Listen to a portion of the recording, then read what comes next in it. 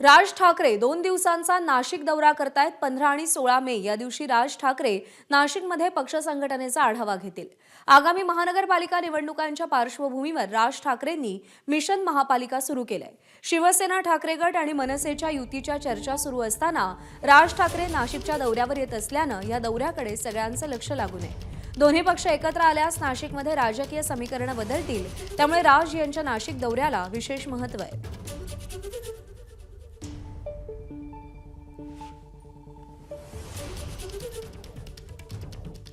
सध्या दोन्ही ठाकरे बंधू एकत्र येण्याची चर्चा राज्याच्या राजकारणामध्ये सुरू झालेली आहे आणि महानगरपालिकांच्या निवडणुकांसंदर्भात देखील लवकरच निर्णय होऊ शकतो। त्या पार्श्वभूमीवरती राज ठाकरेंचा नाशिक दौरा अत्यंत महत्त्वाचा मानला जातोय। नाशिक महानगरपालिका राज ठाकरेंसाठी अत्यंत महत्त्वाची आहे, कारण कोणेके काळी या नाशिक महापालिकेवरती मनसेची सत्ता होती। विकासाचा खूप मोठा आराखडा या नाशिक महानगरपालिकेमध्ये मांडला गेलेला होता, पण त्यानंतर मात्र नाशिक महानगरपालिका मनसेनं हातची गमावली। त्यामुळे आता पुन्हा एकदा ज्या महापालिकेनं सत्तेचा किरण दाखवला होता, त्या महापालिकेच्या अनुषंगानं राज ठाकरे यांचा हा नाशिक दौरा अत्यंत महत्त्वाचा मानला जातोय।